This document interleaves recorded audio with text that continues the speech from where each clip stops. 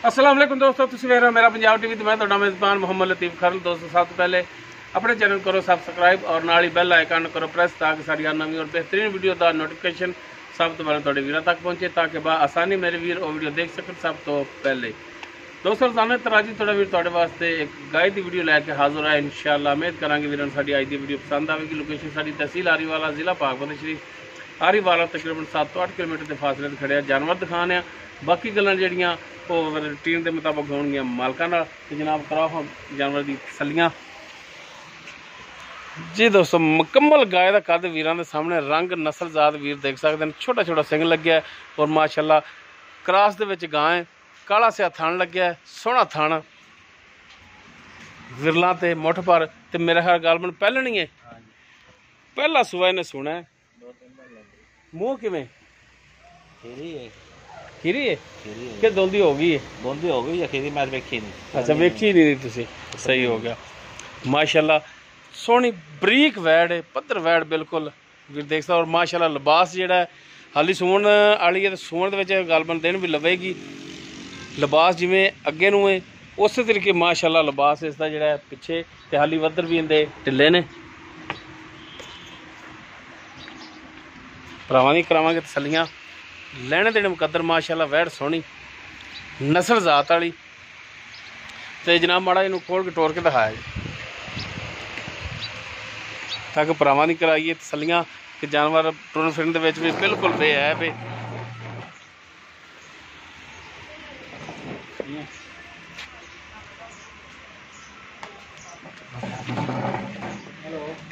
हाँ जी माशाअल्लाह टुरन फिरन वीर देख सकते हैं।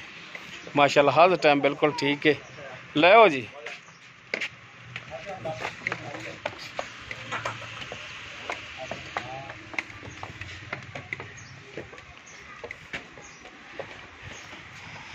बाकी इसकी डिटेल ये पुछने मालकां तो बन लो जी जनाब मान लो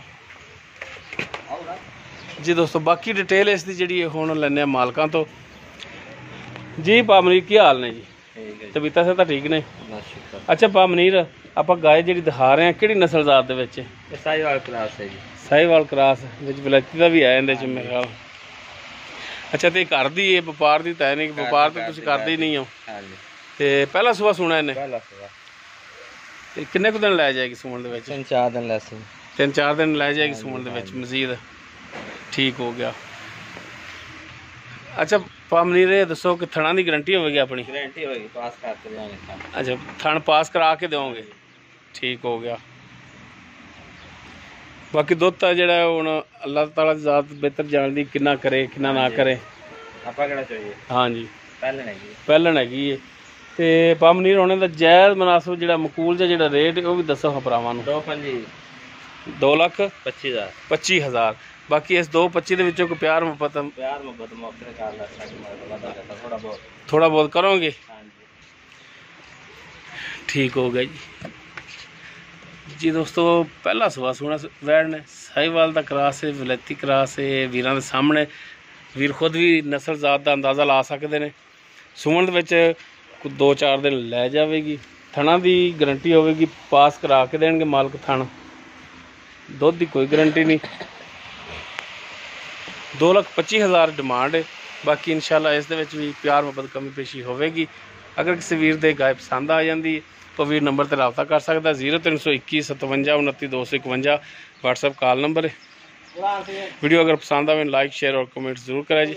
इस दे नाल ही अपने मेज़बान मोहम्मद लतीफ़ खरल दो इजाज़त।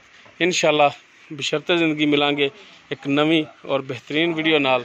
अल्लाह हाफिज़।